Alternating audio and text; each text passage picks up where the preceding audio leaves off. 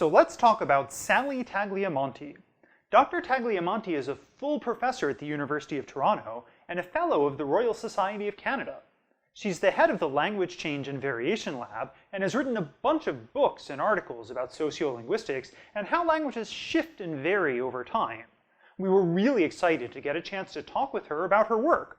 We started off by asking about her most recent book, Teen Talk, The Language of Adolescence, and why it's important to look at how teens use language. There are several reasons why I wanted to study teenagers. Well, one reason was I had a bunch of teenagers in my own home, and so it was interesting to hear right around my kitchen table what was going on with language. The other thing is teenagers are the movers and shakers of language change. And if change is going to happen, it's going to bubble up from the adolescent population. Adolescent language is very ill-regarded. Everybody is dumping on adolescents all the time. They don't speak properly. They speak bad language. They use all this slang. And I wanted to set the record straight. I wanted to write a book that was more of a championing of adolescent language from the perspective of being able to tap into language change, but also for setting the record straight that the way teenagers talk is really okay. They just happen to be on the cutting edge of change. And that was my point of departure. And I also wanted to point out the really important scientific fact, which is you can't just look at one sector of the population and understand about the whole population of the community. You have to look at things in comparison. So you need the negative evidence. You can't just look at young people. You can't just look at women. You can't just look at certain sectors of the population. You need to look at it scientifically, and you need to look at those sectors of the population in comparison with others. Without that, you're losing so much perspective. A lot of the things that teenagers say, they got from older people. Next, we asked her about what facets of teen language she finds most interesting. Well, the book is structured in exactly that way. I picked the most reviled, the most terrible, the most widely reported words that teenagers use.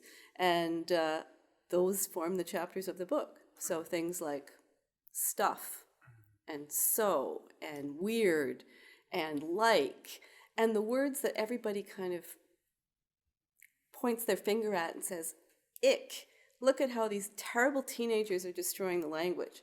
And I wanted to show, look at this body of words that people are really complaining about, and let's see what they're doing in the language of young people. And by the end of the book, you get this synthesis that shows, well, some of them are doing this, and some of them are doing that, and others are becoming part of the standard language. And where did they come from? Well, they came from very different trajectories of change. And it's all part of how language adapts and moves forward along a very longitudinal trajectory of change. A bunch of words that are really cool to look at are adjectives.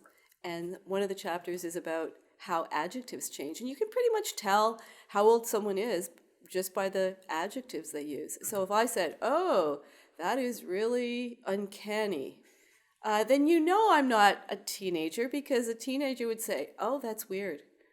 That's so weird. And someone like Bill Labov, a famous sociolinguist, he might say, that's terrific.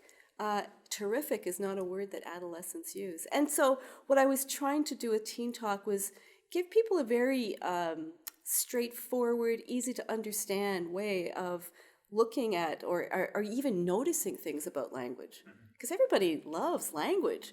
You go to a cocktail party as a linguist, and the first thing people want to talk about is language and tell you about it. And they always bring up those particular words like stuff. I remember it was my in-laws that said, what's going on with teenagers? Why do they keep saying stuff? And that was another word I targeted for investigation in the book. That stuff was really cool, but next we wanted to know about some recent research that she's done on spoken versus online language for a poster she presented this January. Well, there's a common belief right now that the internet is changing language, and it's changing language for the worst. So one of the things I wanted to look at as a language scientist, well, what's going on in internet language? So one of the chapters in Teen Talk is all about what teenagers do on the internet. Problem with what you read about the internet is most of it is based on what people think people do on the internet. And so I wanted to go and look at what people actually do. So one of the great things about being a professor of linguistics is that we can give our students the assignment of collecting material from their own social networks. And that's what we did for the poster. We had an undergraduate class in sociolinguistics, and we had all the students get one of their friends to tell them a story. Some story that they told before or something that happened to them, a personal experience, and get them to tell them that story. And then we said, give it a few days, at least 3, and then have your friend tell you that same story, but have them tell it to you through the mediation of a computer, so that you're typing, so that you're actually writing down the story. And then we could compare, what do they do when they're interacting using a keyboard, and what do they do when they're just talking? And we found some really interesting things. One thing that seemed to come out pretty clearly in that is that women who are known to lead linguistic change also seem to do it to a greater degree when they're in an internet situation of typing. And that gave us some insight that we didn't have before. And it also enabled us to compare how people behave linguistically when they're speaking versus how they behave when they're typing. Well, the typing on the computer tends to be more formal because it's still a written style. But the fact that women are using more of incoming forms there shows us that it could very well be that these internet registers are pushing language forward in a way that is more on the forefront than spoken language. But again, you need the comparison, because if you just look at the way people behave when they're in the internet, then you don't know how they behave when they're speaking. And we need that contrast to understand how people are navigating these new registers, because we can text on a phone, we can type on a computer, but what we do in language transcends all those. That we add all of these registers to our communication set. But teen talk and language usage online aren't the only research topics Dr. Tagliamonte is interested in.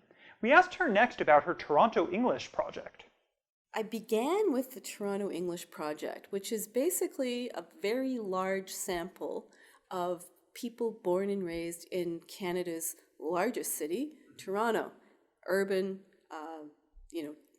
dynamic, people born and raised there. And people from young kids, up about 9 years old, all the way up to octogenarians. So that gives us a perspective on pretty much the course of the 20th century, because the oldest people in our sample were born in about 1920. And so we can use that as a proxy for language change. But at the same time, we can never fully know if it really tells us about language change, because we need to know how actually people are changing as they get older. Well, that's a hard thing to do, because imagine for an analyst to study someone from age 9 to 92 is a little difficult. Definitely really long. Yeah, it would take a long time. So what we did was, we started with a young woman who we interviewed for the first time in 2002. And we have interviewed her, well, actually, I shouldn't say we, her sister has interviewed her every year since then, so 14 years ago. She's gone from being an adolescent in high school, age 16, right up to now she's in her early 30s and a professional working in Toronto. And so we can look at how she has changed her language over time, or alternatively, how she has stayed the same. And that is giving us an interesting window. Now, it's only a single person, but again, this type of material is really hard to get.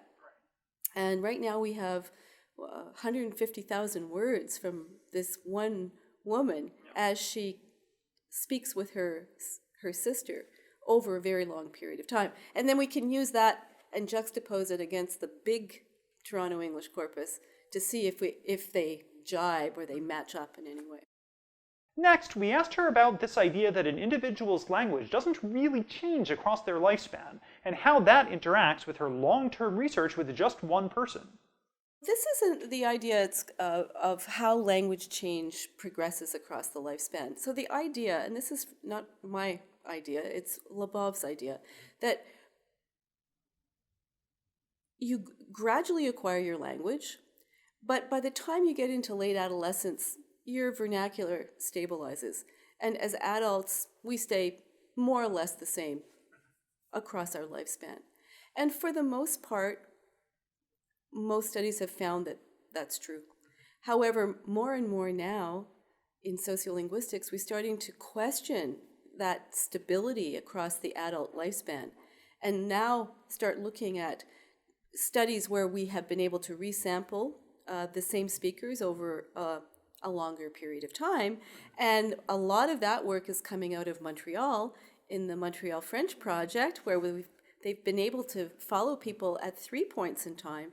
And they've discovered that in certain types of linguistic features, people actually do change as they move across their lifespan. So we need much more information about how that happens as people transition from adolescence into work life and then go through their professional working life, what things about language change and what things stay the same. Well, in fact, we're finding that things don't change very much over time. So, for example, we talked about the quotative be like, and a lot of times people have said, oh, it's just age grading, it's just adolescents that use that terrible quotative be like. But in fact, the young woman we've been following from the time she was 16 right till the time she's 30 has not changed. She incremented, she increased her use of be like to the time she was about, 17, 18, 19. But after that, it's been pretty stable ever since. Now, the paper we presented here at the LSA meeting, 2017, we looked at a bunch of other linguistic variables. Now, what we found there is that the young woman did change quite a bit from the time of adolescence to age 30, but how she changed was to become more like the adults in the larger community. So that looks like adolescents kind of change in early adulthood, but they stabilize around a community norm that's typical of Toronto English. Moving away from individual language change, we wanted to know more about some research she's done on how language is predicted to evolve in the future. Well, I could have some fun with that. We did a little project at U of T recently where we have, they wanted me to translate a paragraph of Boethius into modern, vernacular English. And so I sent them back something that was pretty wild, and they said, oh, no, this is not academic English. And I said, well, you can think of it as the English of, 3016, Okay. right? So the funny thing I would want to say is, well, we might in 3016 say, well, back in the early 21st century, people were just beginning to talk with like. And now, of course, it's a normal thing. And of course, that's a bit frappant to people. They don't want to think that the language is going to, degrade so much. But when you think about it, we don't talk like Shakespeare. And would we have said in Shakespearean times, well, someday people will not use shall, they'll use go, that might have met with the same amount of aghast shock. So language is always changing, and it seems to be the case that the forms and functions that are on the leading edge of change are reviled because they're not the standard of the time. And so many people complain about young people and the way the language is changing because they're not used to it. And that's totally right. People have very strong feelings about how language is changing, and those beliefs are often not even empirically correct. How can we go about better informing people?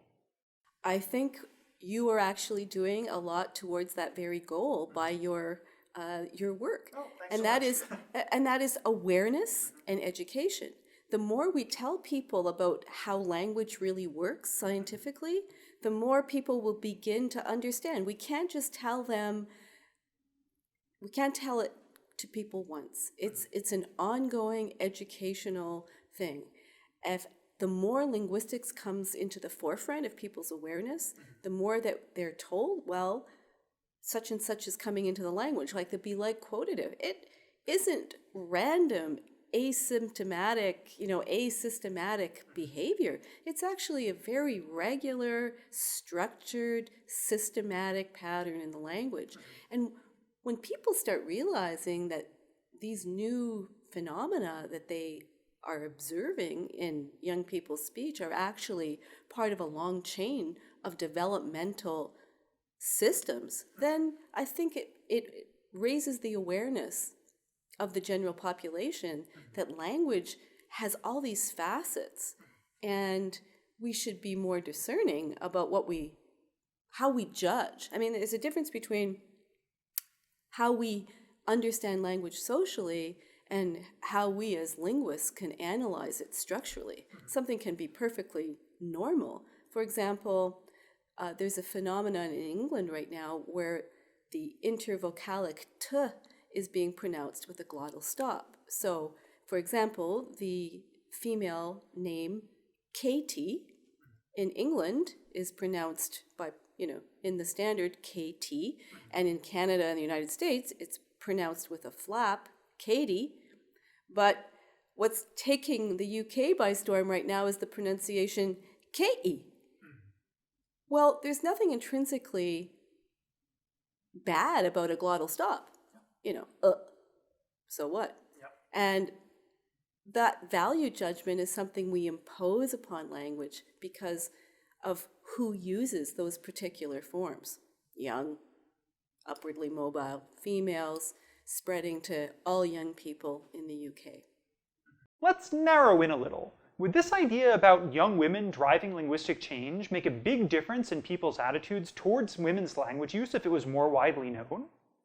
I would like to think so, but I'd also like to think that it's not just young women that lead linguistic change, because of course what we need to do is look at how different populations in a community lead linguistic change. So not just the contrast between men and women, but also bringing in all different types of women and all different types of men as well. So there's a lot of work to be done, but certainly awareness and education of the fact that language is not just social, it's not in decline all the time. It's actually, moving down the currents of time in its own systematic way. And when you see someone or you hear someone use a construction that's not a standard construction, if you understand why they might be using it, then it's becomes something that's not just curious and bad, but curious and amazing. And we agree. Looking at language change now in these groups is in a way getting to look at how language will be in the future. Another place that interesting language stuff is happening is social media, and we asked her about her view on their role in getting linguistics out there and in language change. I firmly believe that we have to use the communication media that are available to us, and if people are listening to social media, then I'm going to talk to social media. And one of the things I like to do is, if I have something of relevance to report, then I will tweet it. And if there's something to put on my website, I'll put it on, because that's what people are attending to. Sometimes colleagues will say to me, oh, young people today, they don't read. And that's not true. They're reading constantly. They're just not reading books. And so if they're not reading books, I want them to read what's going on in my research, and so I will disseminate that information in whatever way I can. And just because new forms of communication are different doesn't mean that they are not valued. And a really good exercise to give students is to make them listen to a talk and tweet the most important part of it, because that means they have to pay a lot of attention to what's going on. I think it's very important that social media is there, because it's how we digest the information, how we disseminate the information, and how we pick and choose information out of the myriad of different new registers we have. And what I see in my research is young people are navigating these new written registers in a way that is incredibly creative, fluid, and intellectually scintillating. So when people diss young people for using Twitter and Snapchat and the like, I'm a sociolinguist. I want to study what's new and interesting and evolving in language. And that's why I go looking for linguistic change in these media. So that's it. Thanks again to Dr. Tagliamonte for sitting down with us, and thanks to you for watching. We'll be back next time with one of our regular episodes. See you then.